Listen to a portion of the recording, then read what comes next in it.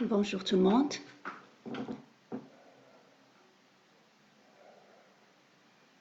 J'espère que vous m'entendez. Alors, avant de commencer, je tiens à remercier les personnes qui ont lancé cette initiative. À leur tête, M. Badr Boulek, et je pense qu'il y a d'autres collègues qui sont avec lui.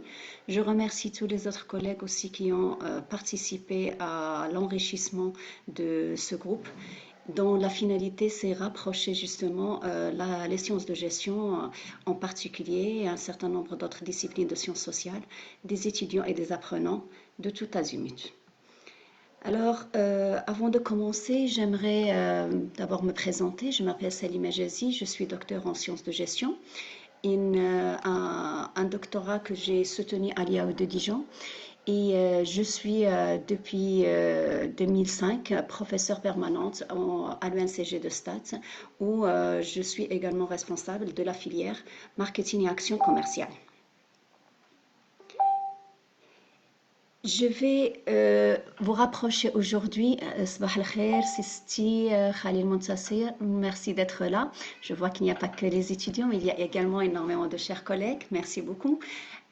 Donc aujourd'hui, je vais vous rapprocher un petit peu d'un champ disciplinaire qui fait partie des spécialités marketing et qu'on appelle comportement du consommateur. Ce champ disciplinaire est aujourd'hui hautement important pour la simple raison que aujourd'hui, ce qui pose le plus de problèmes aux managers, c'est la gestion de la relation client. C'est la compréhension, le fait de cerner les attentes et les besoins d'un consommateur. Et dans ce sens-là, laissez-moi commencer par une phrase sur laquelle j'aimerais justement qu'on réfléchisse tous. La consommation aujourd'hui, c'est quelque chose qui chamboule complètement les pratiques managériales. Et aujourd'hui, il y a un tas de chercheurs et un tas de praticiens qui s'accordent à dire que consommer, ce n'est pas seulement acquérir des produits, mais s'acheter une identité. Donc une phrase qu'on doit à Gabriel Lang et qui a fait l'unanimité d'un certain nombre de praticiens et de chercheurs. Pourquoi justement la consommation est devenue importante et elle fait partie aujourd'hui des disciplines de sciences de gestion qu'on doit absolument aborder aussi bien au niveau de la pratique qu'au niveau de la théorie. C'est parce que tout simplement les choses ont complètement changé dans nos sociétés. Il fut un temps où l'identification sociale passait par d'autres paramètres. L'identité sociale, elle passait notamment par la religion, elle passait par le métier, elle passait par le niveau d'instruction. Donc ça, c'est pas quelque chose de très ancien, hein. Donc je parle de ce qui a dominé jusqu'au 19e siècle, voire carrément par rapport à la question de métier, l'école bleue, l'école blanche, on a tous connu ça par rapport à la révolution industrielle. Donc aujourd'hui, on a aboli toutes ces considérations et ce qui est devenu le plus important et qui permet à l'individu de s'identifier au sein d'une société, c'est principalement le mode de consommation. D'accord? Donc aujourd'hui, les individus s'identifient de plus en plus par leur mode de vie, par la façon de consommer. Et le plus compliqué et qui va nécessiter justement qu'on s'intéresse à ce champ disciplinaire, c'est que l'individu, c'est un être caméléon.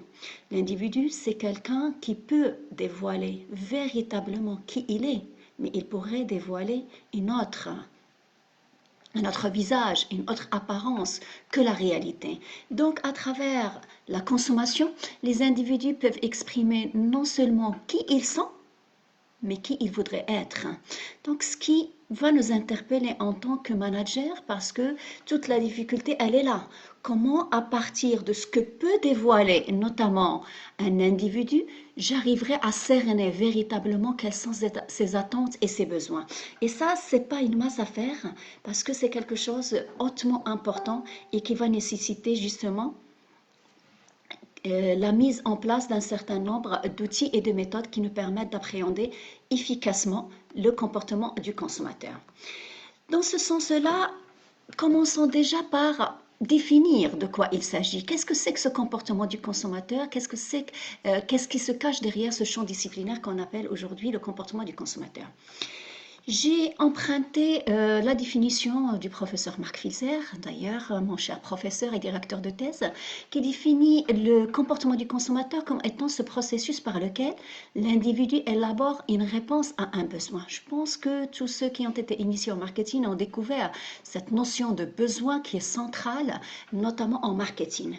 Donc ici, en comportement du consommateur, à quoi on va s'intéresser? On va s'intéresser au côté consommateur, on va accompagner le cheminement décisionnel par lequel passe l'individu pour qu'il arrive à élaborer notamment une réponse à un besoin. Bonjour tout le monde. Donc, par rapport à cette définition, je voudrais la compléter par d'autres aspects qui d'ailleurs figurent dans la littérature en comportement du consommateur. On peut décortiquer cette définition en insistant sur deux principales phases qui composent l'essentiel du comportement du consommateur. On peut définir finalement ce champ disciplinaire comme étant l'ensemble des actes des individus qui sont liés soit à la phase cognitive, excusez-moi, on va introduire aussi un vocabulaire propre à ce champ disciplinaire lorsqu'on va parler phase cognitive, donc automatiquement ça renvoie à cette phase de réflexion qui va s'appuyer sur la raison et qui va amener le consommateur à justifier un comportement, mais à distinguer d'une phase action qui va nous renvoyer beaucoup plus vers ce qui va se passer au moment de l'achat ou l'utilisation des biens et des services, dans le point de vente éventuellement, et qui pourrait ne pas être lié à une phase de réflexion, qui pourrait être lié beaucoup plus à des décisions routinières, à des décisions réflexes, à des décisions impulsives. Donc voilà par rapport à la définition que je vous propose et qui va nous permettre de constituer un point de départ pour traiter notamment les différents aspects liés au comportement du consommateur. Mais avant d'aller plus loin, le comportement du consommateur, j'ai annoncé tout à l'heure qu'il fait partie des champs de spécialité du marketing. Donc, où est-ce qu'on pourrait placer justement ce champ disciplinaire et l'apport du comportement du consommateur par rapport à une démarche marketing type? En guise de rappel, j'aimerais préciser que la démarche marketing, quelles que soient les configurations, les schémas qu'on pourrait retrouver aussi sophistiqués les uns que les autres, globalement, elle tourne autour de 4 phases majeures. La phase numéro 1, c'est un diagnostic qui doit être le plus complet possible, qui doit englober à la fois le diagnostic interne que le diagnostic externe.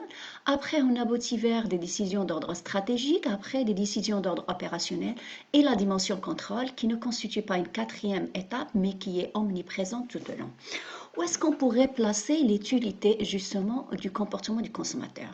L'erreur, c'est de considérer que le comportement du consommateur ou ce champ disciplinaire ne va aider que pour affiner l'analyse externe et en particulier l'analyse de la demande du consommateur.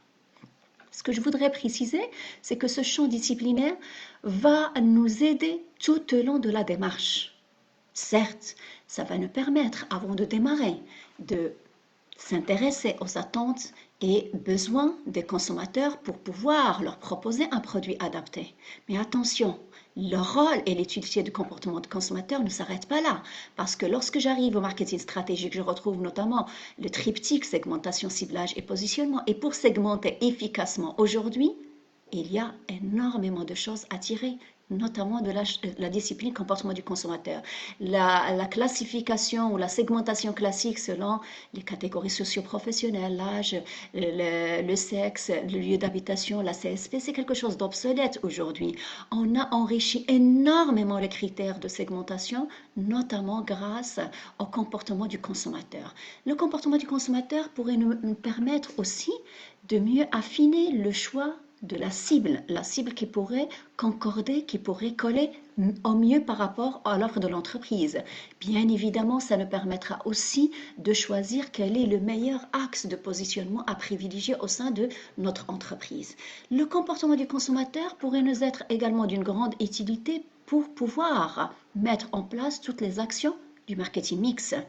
Proposer le produit adapté, proposer le packaging adapté, proposer le logo, le nom de marque adapté, la calligraphie adaptée. Tout ça, on peut l'appréhender à travers justement une analyse et une étude du comportement du consommateur. La même chose par rapport au prix, la même chose par rapport à la stratégie de communication et de distribution. Et bien évidemment, le comportement du consommateur pourrait nous servir comme outil de contrôle, comme outil pour vérifier la pertinence de l'ensemble des décisions marketing prises tout au long d'une démarche. Voici donc pour la place notamment de ce champ disciplinaire dans la discipline marketing dans sa globalité, mais bien évidemment j'enlève ici le mot marketing, ça reste valable par rapport à n'importe quelle décision managériale. C'est la raison pour laquelle d'ailleurs dans la programmation de ce module de spécialité, notamment dans le parcours ONCG, ça fait partie des troncs communs, parce que tous les managers ont besoin justement de ce champ disciplinaire et pas uniquement les marketeurs. Tout le monde travaille aujourd'hui avec des clients et donc il a besoin de connaître un minimum concernant notamment le comportement du consommateur. J'enchaîne sur les emprunts qui ont marqué ce champ disciplinaire. Comme pour le marketing, ce champ disciplinaire s'est nourri d'énormément d'emprunts. Mais les emprunts les plus marquants tournent autour de 3. Le premier emprunt assez marquant et qui a caractérisé le démarrage de ce champ disciplinaire pendant les années 70, c'est notamment l'apport de l'économie. Ce qu'on a emprunté surtout à l'économie, c'est les différents modèles qui ont permis de structurer un petit peu le comportement du consommateur dans sa globalité, mais pas seulement. On retrouve également énormément de traces par rapport à la maximisation de l'utilité et qui va nous servir en comportement du consommateur pour notamment traiter la question de formation des attitudes. Le deuxième apport assez marquant de ce champ disciplinaire, c'est la psychologie. On retrouve énormément de traces, notamment de travaux issus de la psychologie. Pour la simple raison que notre champ d'investigation ici, c'est l'individu, qu'il soit consommateur ou pas, la psychologie, elle nous permet justement d'affiner la connaissance. Pardon. C'est la raison pour laquelle on va retrouver énormément de traces qui sont issues de la psychologie, notamment pour aborder la question de motivation, pour aborder la personnalité, pour aborder les processus cognitifs et j'en passe. Mais l'apport le plus marquant, et qui va me permettre de revenir à ma phrase de départ, qui va constituer un fil conducteur, c'est la sociologie. Depuis justement plusieurs décennies aujourd'hui, on retrouve que l'essentiel des apports qui nous permettent de mieux affiner notre connaissance du consommateur, ça vient de la sociologie. Pourquoi? Parce que justement aujourd'hui, l'individu il évolue de plus en plus et il ancre son comportement, notamment à l'intérieur des groupes sociaux auxquels il appartient.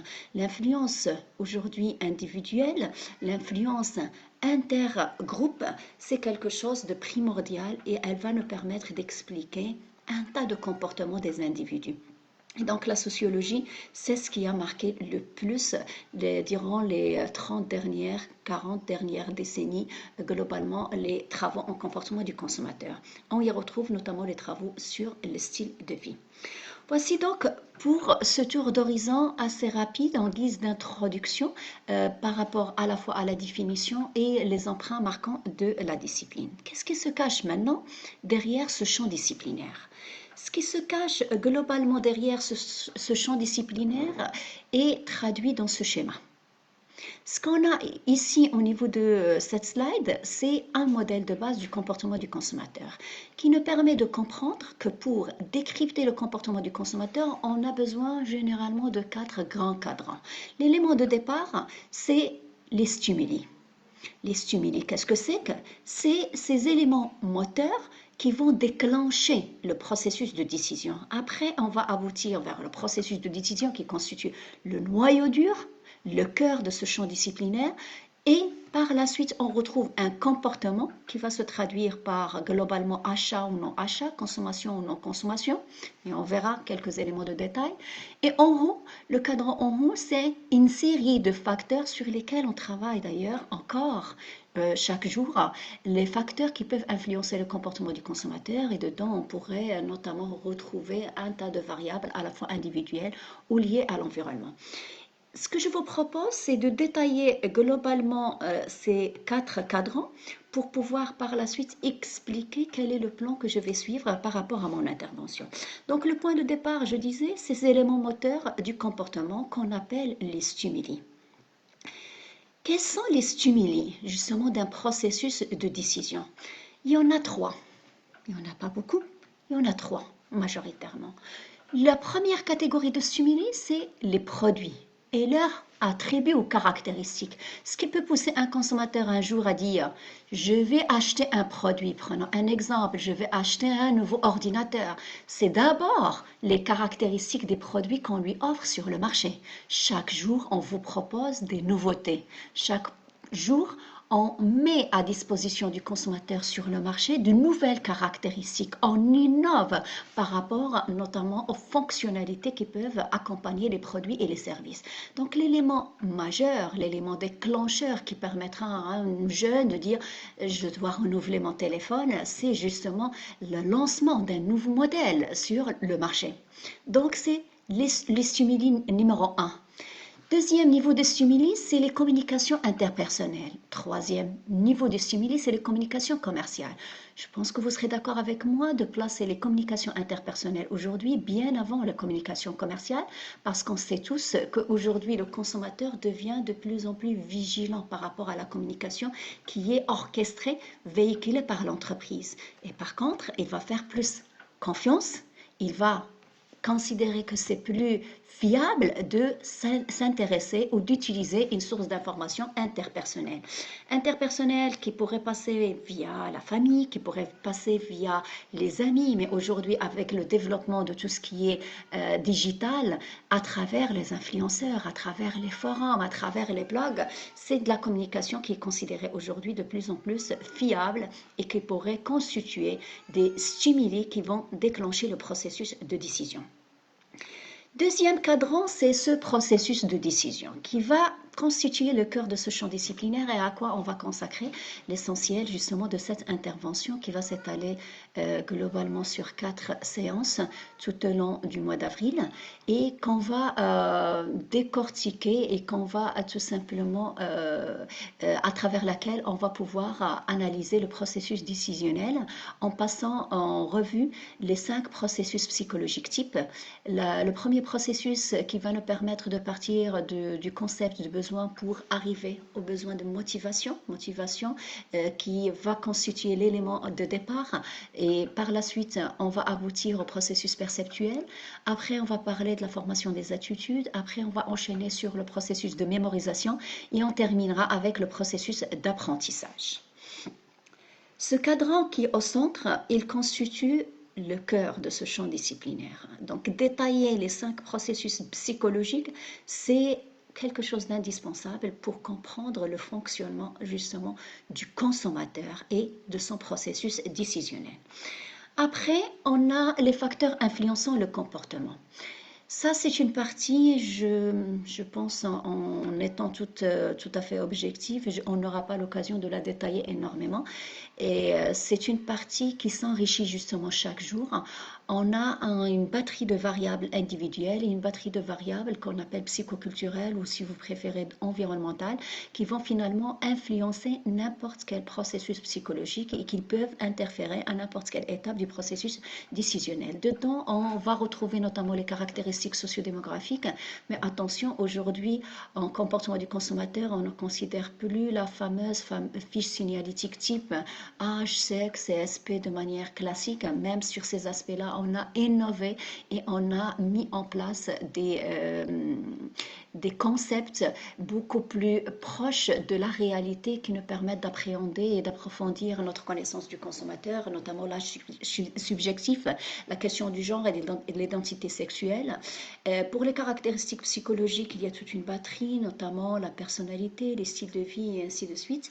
Pour les caractéristiques psychoculturelles, j'ai listé ici 4 grandes caractéristiques majeures. La culture et son influence sur le comportement du consommateur. Les classes sociales, dedans on va retrouver retrouver à la fois les groupes d'appartenance ainsi que les groupes d'influence. La famille qui constitue une variable importante parce que le cercle familial, c'est quelque chose de difficile à appréhender et pourtant, ça explique un tas de comportements du consommateur, notamment une bonne partie des achats qu'on appelle les achats à forte implication, les achats qui coûtent cher, les achats qui présentent un haut degré de risque. Dedans, on va retrouver l'achat d'une maison, on va retrouver l'achat d'une voiture, on va retrouver l'achat de l'électroménager, l'ameublement et ainsi de suite. Donc, vous voyez, ça occupe une bonne partie des décisions qui ne sont pas du tout des décisions justement individuelles, mais plutôt des décisions familiales, ce qui va nous permettre de comprendre qu'il faut décrypter aussi le fonctionnement de ce processus décisionnel interfamille. Et, pardon, j'ai mélangé tout à l'heure entre groupe d'appartenance et classe sociale. Classe sociale, c'est les fameux CSP et les groupes d'appartenance, donc aussi bien les groupes d'influence que les groupes d'appartenance. Voilà donc pour ce tour d'horizon concernant la batterie des facteurs qui peuvent influencer le comportement du consommateur. Le dernier cadran, ça concerne l'achat ou non-achat. D'accord? Donc, en gros, on va retrouver soit achat, soit non-achat à l'issue de ce processus de décision, mais on pourrait également zoomer sur les modes de consommation ou d'utilisation de produits. Le fait que le consommateur achète un produit pour lui-même va suivre un processus qui risque d'être complètement différent que lorsqu'on achète un produit à offrir. À titre d'exemple, lorsqu'on opère un processus décisionnel pour la consommation de tous les jours, ça risque d'être complètement différent par rapport à un processus de décision et d'achat lorsqu'on achète des produits pour des invités. Donc, c'est ce qu'on va pouvoir appréhender au niveau justement des différents scénarios relatifs à cette étape-là. La flèche en bas et qui précise qu'il y a un feedback entre le comportement et le processus décisionnel permettra justement de comprendre que nos comportements d'aujourd'hui sont intimement liés à nos comportements d'hier.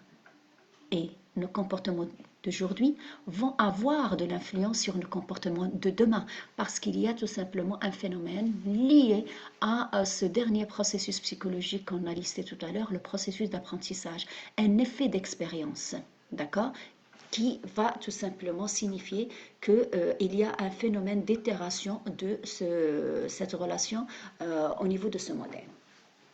Ce modèle constitue tout simplement le plan type de n'importe quel manuel dédié au comportement du consommateur. En gros, vous prenez n'importe quel cours, n'importe quel manuel dédié au comportement du consommateur, vous allez retrouver que ça tourne autour de ces différents aspects.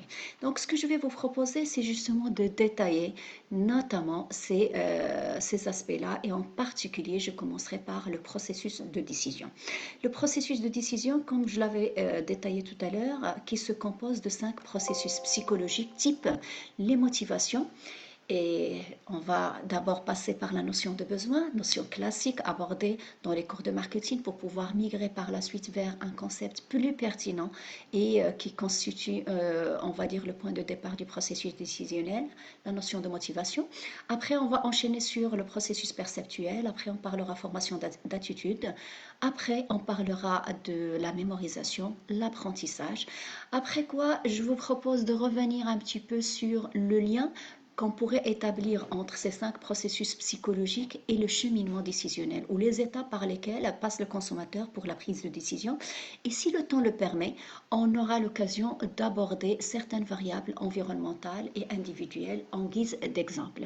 Voilà donc pour le plan relatif à mon intervention. J'espère que ça va convenir et que je serai à la hauteur. Je commence par les besoins et les motivations.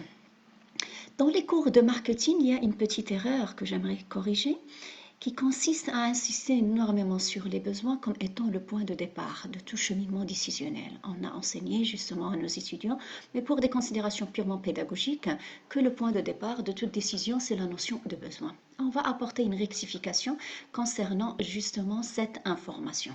Pourquoi? Qu'est-ce que c'est qu'un besoin? Le besoin, on peut le définir comme étant un écart. Un écart entre quoi et quoi? Entre qu'est-ce que j'ai aujourd'hui et à quoi j'aspire, l'état actuel et à quoi j'aspire. Est-ce que c'est ça qui va pousser le consommateur à se lancer dans un processus de décision? Ma réponse est non. Pourquoi? Parce que ces écarts, on en a tous. C'est ce qui nous permet de se lever le matin.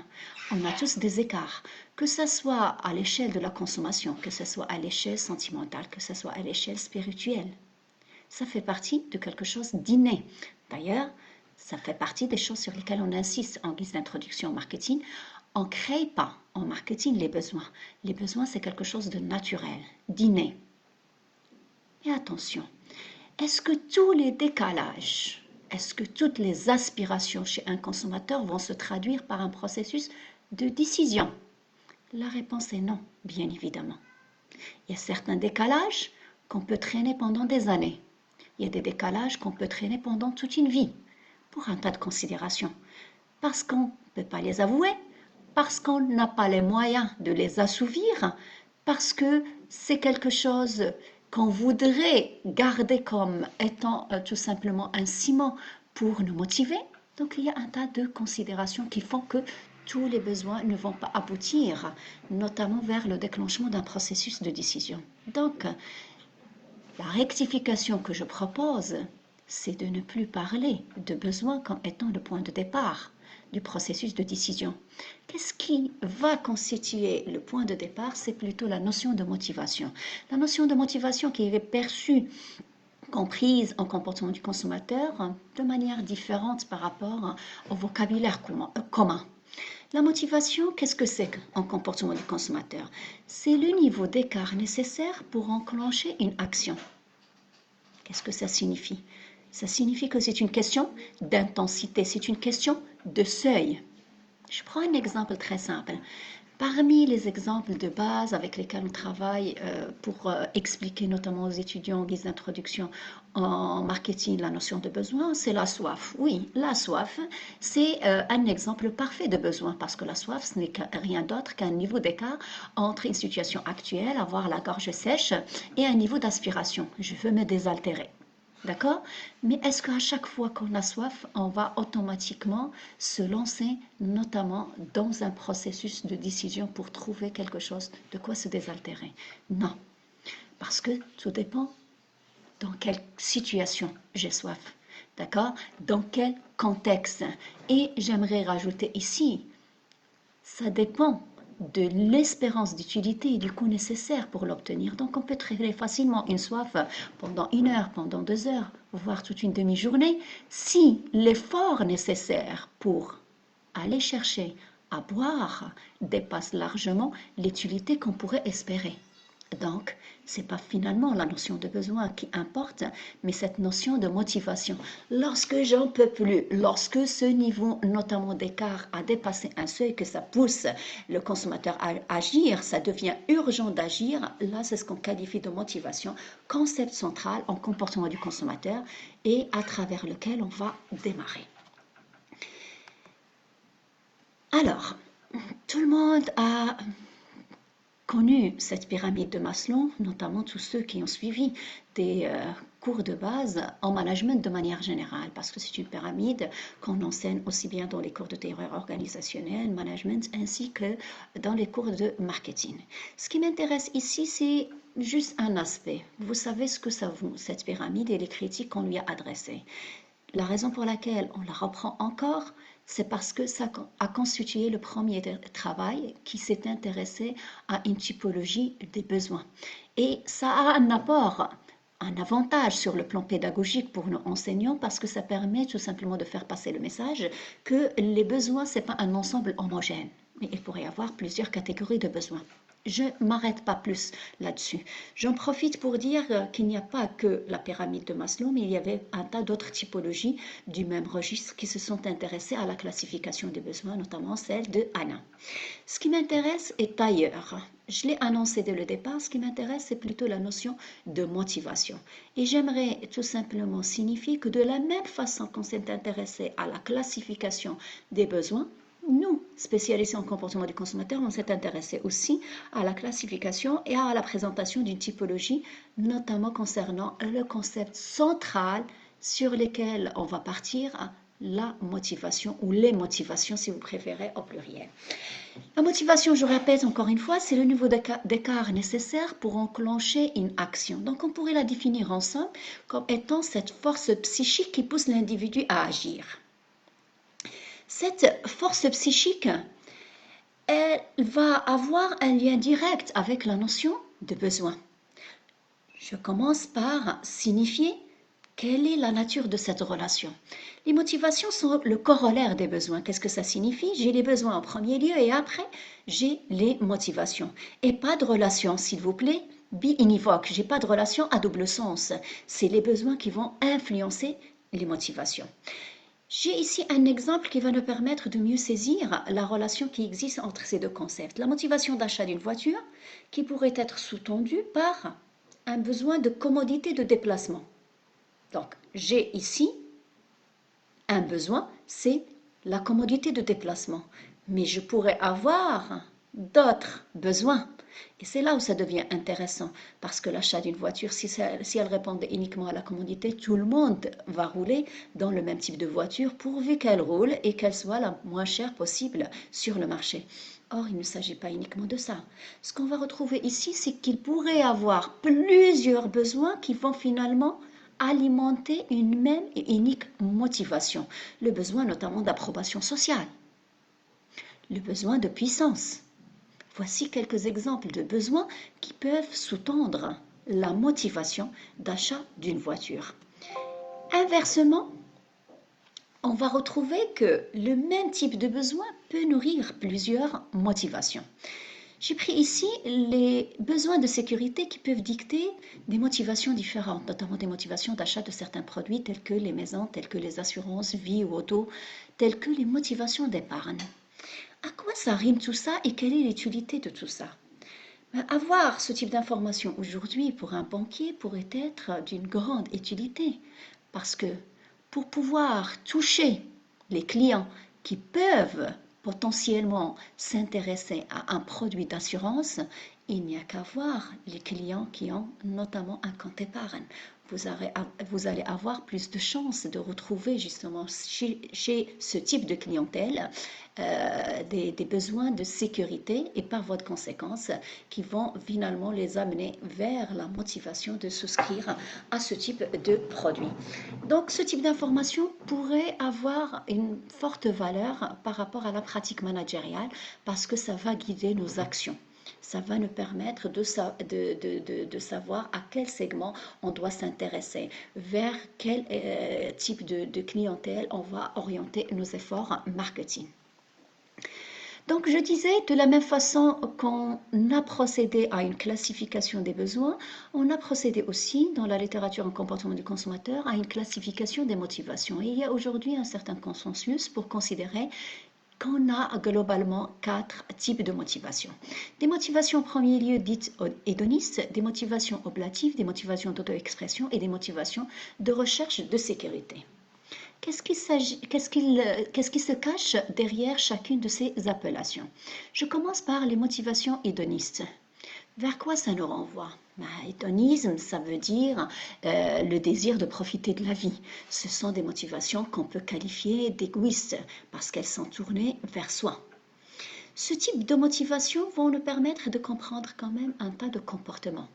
On évolue de plus en plus dans des sociétés de consommation, dans des sociétés notamment orientées vers le désir de profiter de la vie, vers la volonté de se faire plaisir. Donc les motivations hédonistes vont expliquer justement aujourd'hui un tas de comportements des individus. Dans cette catégorie, je voudrais scinder ces motivations autour de deux grandes sous-catégories. Des motivations orientées vers des plaisirs physiques versus des plaisirs non tangibles. Il y a un tas de petits plaisirs, de plaisirs physiques qui vont finalement aujourd'hui expliquer un tas de comportements et sur lesquels les praticiens tablent aujourd'hui pour susciter et pour déclencher le processus de décision. Exemple de satisfaction élémentaire, la gourmandise, le confort physique, le repos, l'anxiété d'un aliment, l'arôme d'un tabac, la fraîcheur d'une lotion. La liberté de mouvement laissée par un vêtement, voilà autant d'exemples de satisfaction assez élémentaires que vous allez retrouver sans grande difficulté d'un tas de produits qu'on vous propose aujourd'hui sur le marché.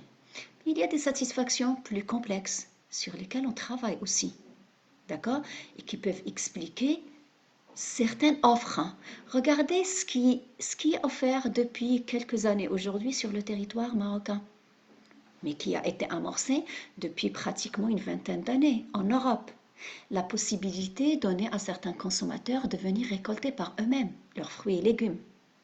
Qu'est-ce qui peut pousser un consommateur à concéder à faire un déplacement pour aller dépenser 2 heures, voire toute une demi-journée, cueillir par soi-même ses fruits et légumes, et aller toucher la terre, se salir, être sous le soleil, alors qu'il peut avoir les fruits et légumes dans le magasin d'à côté, nettoyer sous film alimentaire et tout ce que vous voulez.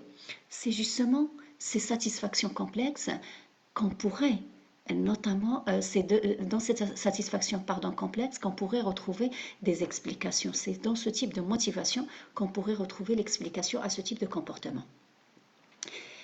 On a aussi des motivations orientées vers les plaisirs non tangibles, qui font appel au rêve et à l'évasion. Et attention, le rêve, l'évasion, c'est pas forcément se payer un voyage de l'autre côté de la planète. C'est pas à la portée de tout le monde, d'autant plus dans cette période de confinement. Donc les motivations, notamment qui font appel au rêve, peuvent être dans notre registre. Aujourd'hui, en nous vend du rêve, en nous vend de l'évasion à travers un tas de produits. Regardez ce qui se passe par rapport à des offres de produits tels que les gels douche, d'accord, tels que les parfums. On va tabler énormément sur le rêve et l'évasion à travers le choix d'un nom de marque. Il me vient à l'esprit un exemple et un cas d'étude assez intéressant dans ce sens-là, les gels Ushuaïa. D'accord?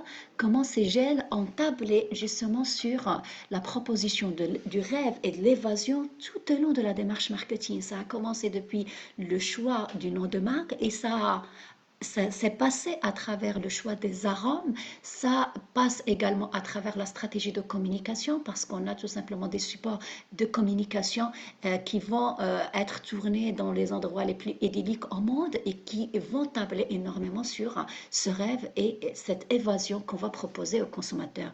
Donc vous voyez, ça c'est quelque chose qu'on va retrouver énormément et qu'on va lier à un tas d'offres de produits et de services. Regardez ce qui se fait aujourd'hui dans l'industrie automobile. Les spots publicitaires concernant l'industrie automobile, c'est généralement des spots publicitaires tournés dans les endroits les plus magnifiques au monde, parce qu'il y a également cette volonté de vendre du rêve et de l'évasion, notamment aux consommateurs. En somme, les motivations hédonistes sont des motivations justement égoïstes parce qu'elles sont tournées vers soi-même. Est-ce qu'on peut dire aujourd'hui dans une société telle que la société marocaine qu'on n'est plus, notamment dans une société qui est orientée vers les motivations égoïstes? La réponse, je l'ai obtenue à travers justement mes étudiants, la jeunesse d'aujourd'hui. Je pense que vous serez d'accord avec moi. Aujourd'hui, il y a de plus en plus d'orientation vers ces motivations égoïstes. C'est quelque chose qui est en train de changer avec les générations. Oui, on reste quand même assez tourné encore dans notre culture vers des motivations dites oblatives. Mais vous ne pouvez pas aujourd'hui nier que les motivations hédonistes sont dominantes chez la majorité des consommateurs.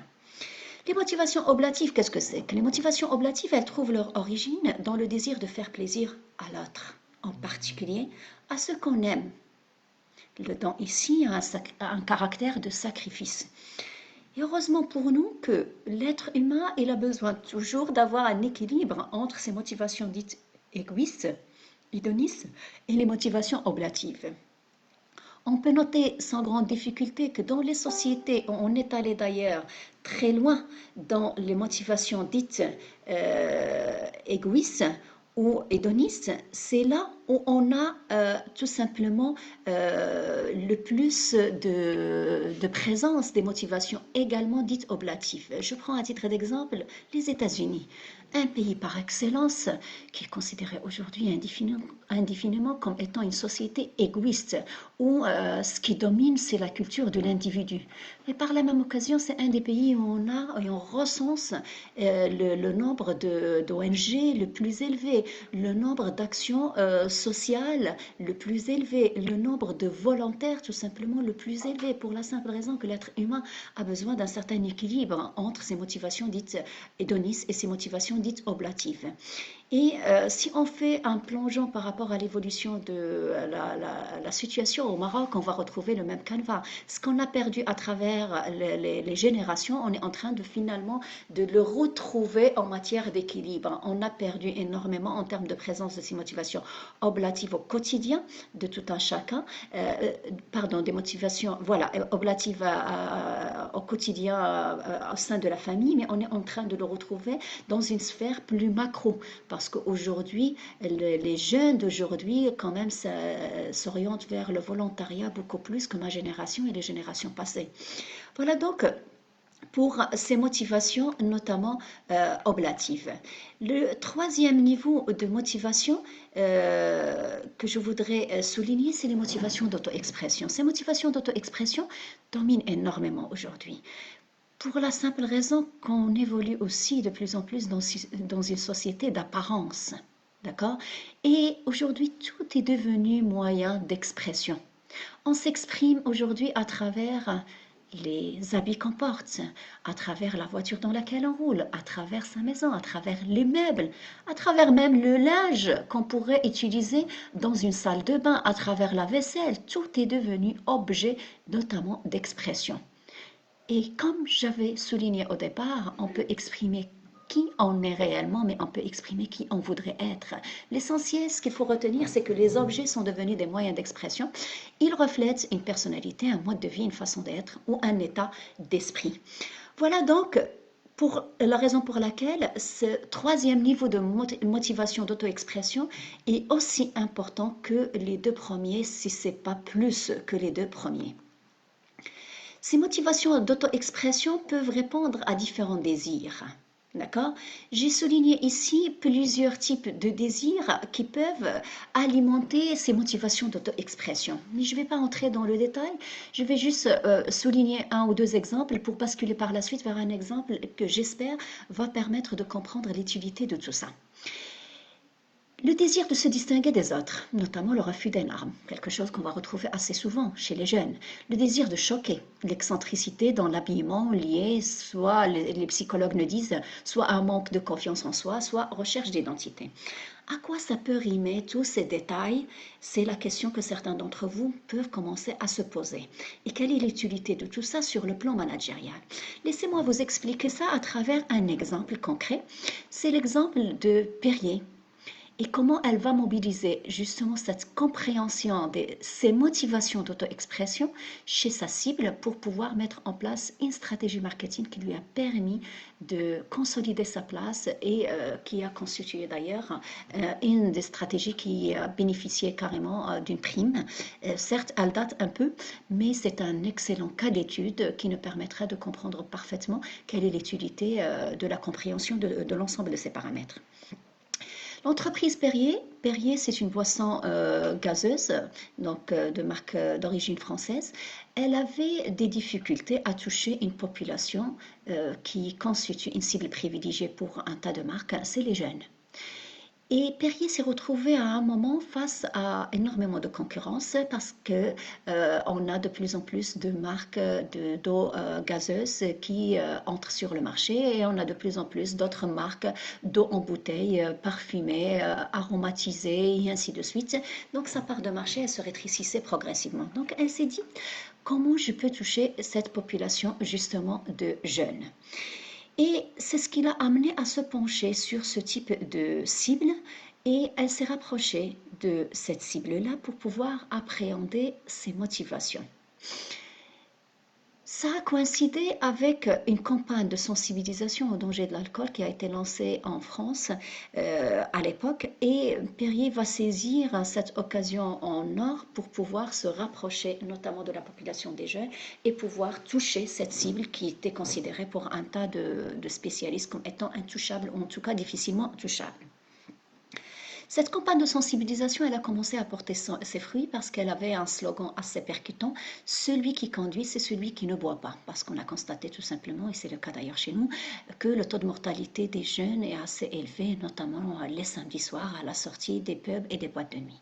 Donc avec ce message percutant, on a commencé progressivement à avoir des adeptes. Mais Perrier, elle a eu justement l'idée de dire, si j'arrive à toucher cette population qui pourrait consommer, au lieu de consommer de l'alcool, au lieu de consommer un jus, au lieu de consommer n'importe quelle boisson à l'occasion de sortie, pourquoi ne pas l'amener à consommer notamment de l'eau Perrier?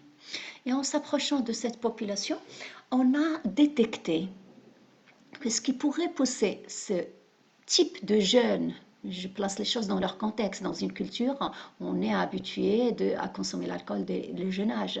Qu'est-ce qui peut pousser un jeune à dire je vais sortir, je vais m'amuser avec mes copains, mais je vais m'engager à ne pas prendre une goutte d'alcool parce que c'est moi qui va prendre le volant.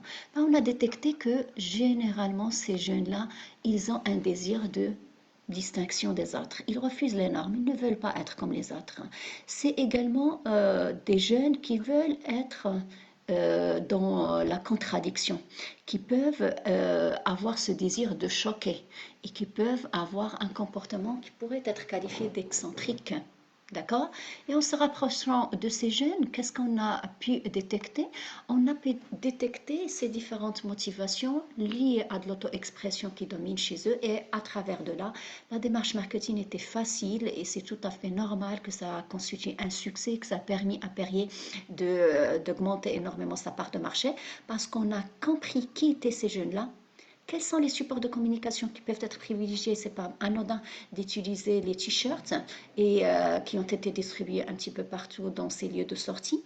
On a relevé quels sont les désirs qui dominent et donc c'est dans ce sens-là qu'on a utilisé Albert Einstein ainsi qu'un certain nombre d'autres personnages, notamment le capitaine Haddock, des personnages plébiscités, adorés par les jeunes, mais qui valorisent un petit peu ce côté excentrique. Tout le monde sait aujourd'hui que Albert Einstein c'était un être à part, excentrique durant son enfance, mais aujourd'hui tout le monde lui reconnaît son génie. Ben, c'est à peu près ce que peut avoir comme sentiment un jeune, notamment qui a un comportement un petit peu excentrique. Voilà donc l'idée derrière. Connaître quelles sont les motivations qui dominent va nous permettre de comprendre quelle est la démarche qu'on va devoir déployer et quels sont les circuits de communication qui sont utilisés et tout ça va avoir un impact direct sur la façon comment on va faciliter la démarche marketing et comment on va la déployer pour qu'elle cadre parfaitement avec les attentes de nos consommateurs. Voilà donc pour les motivations d'auto-expression. Je termine sur les motivations de sécurité.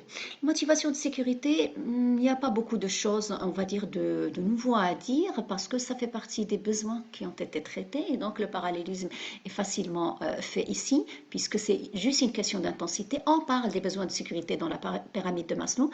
Les motivations de sécurité renvoient aussi bien à la sécurité physique que la sécurité morale et j'aimerais préciser que la sécurité, c'est quelque chose à laquelle il faut faire attention, notamment lorsqu'on s'adresse à un public moins jeune. Le changement est assez souvent perçu comme étant une menace pour la sécurité et il faut faire particulièrement attention à ça parce qu'on remarque chaque jour qu'il y a énormément de dérapages au niveau de certaines marques, au niveau de certaines enseignes qui opèrent des changements radicaux du jour au lendemain sans accompagner le consommateur alors que ça pourrait être perçu comme étant une véritable menace pour la sécurité de certains publics cibles. La sécurité est devenue aujourd'hui une marchandise, ça fait vendre.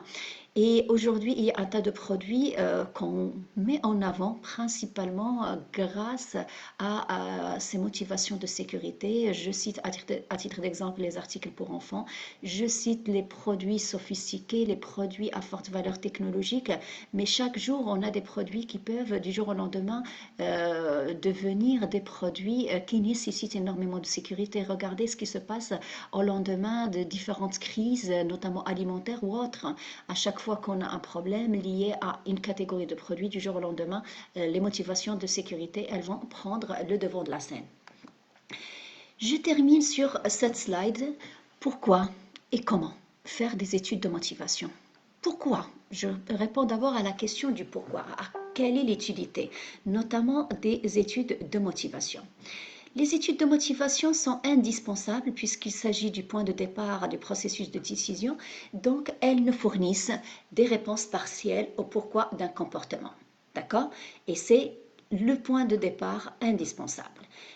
Deuxième partie de la question, le comment. Comment peut-on conduire des études de motivation? Je termine là-dessus, Monsieur Badr Boulak. Donc, première étape, on doit identifier les différentes motivations. Deuxième étape, on doit les pondérer pour dégager les motivations les plus importantes. Et en dernier lieu, ça va nous donner la possibilité de proposer les moyens adaptés pour pouvoir guider les motivations. Bien évidemment, chacune de ces étapes, on a son arsenal méthodologique identifié à travers des études de terrain. Pondéré, on le fait également à travers des études de terrain et je pense qu'on aura peut-être l'occasion d'en parler lors d'une séance précédente, à venir, pardon.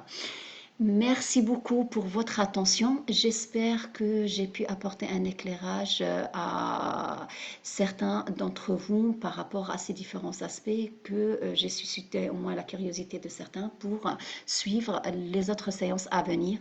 Merci encore pour votre attention. Bon apprentissage et surtout, restez à la maison. Restez notamment confinés pour pouvoir sécuriser votre santé et la santé de tout le monde. Merci, au revoir.